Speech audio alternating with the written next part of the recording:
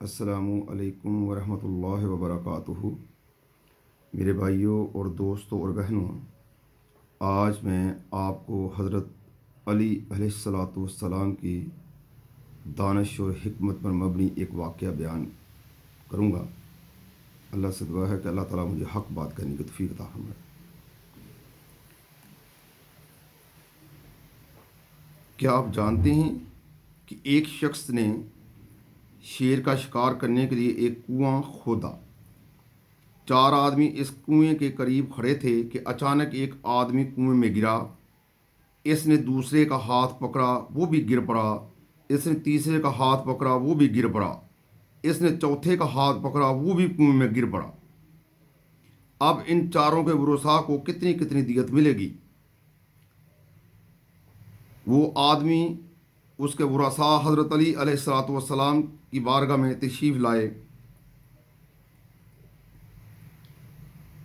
وہاں 4 آدمی، انہوں نے عرض کیا کہ یمن میں 4 آدمی ایک کنویں میں گر کر مر گئے ہیں جو ایک شیر کے شکار کے لیے کھودا گیا تھا۔ پہلے ایک گرا، اس نے دوسرے کا ہاتھ پکڑا، وہ گرنے لگا تو اس نے تیسرے کا ہاتھ پکڑ لیا۔ جب وہ گرنے لگا تو اس نے چوتھے کا ہاتھ پکڑ لیا اور چاروں اس کنویں میں گر گئے۔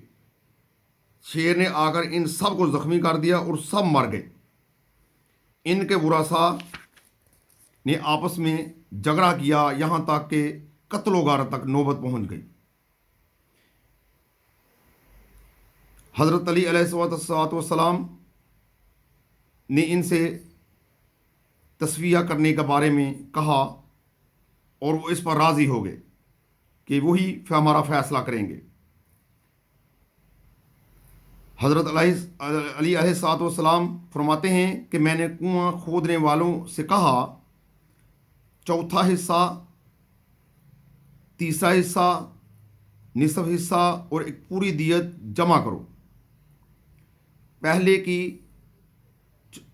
کی چوتھا حصہ دیت ہے کیونکہ اس نے اپنے اوپر 3 آدمی کو ہلاک کیا ہے، اور دوسرے کی تیسرا حصہ دیت ہے کیونکہ اس نے اپنے اوپر 2 آدمیوں کو ہلاک کیا ہے، اور تیسرے کی نصف دیت کیونکہ اس نے اپنے اوپر 1 آدمی کو ہلاک کیا ہے، اور چوتھے کی پوری دیت ہے۔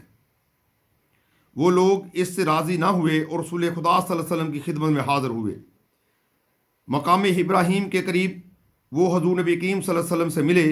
انہوں نے اپنا سارا واقعہ بیان کیا تو حضور نبی کریم صلی اللہ علیہ وآلہ وسلم نے فرمایا، میں تمہارا فیصلہ کروں گا۔ آپ علیہ الصلوۃ والسلام چادر کو زانوں کے گرد لپیٹ کر بیٹھ گئے۔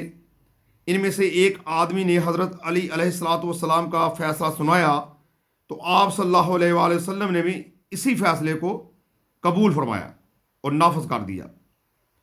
میرے بھائیوں اور دوستوں، حضرت علی علیہ الصلوۃ والسلام بہت ہی علم اور بصیرت والے تھے، اور اللہ کے پیارے حبیب حضرت محمد صلی اللہ علیہ وسلم کو بہت زیادہ محبوب تھے۔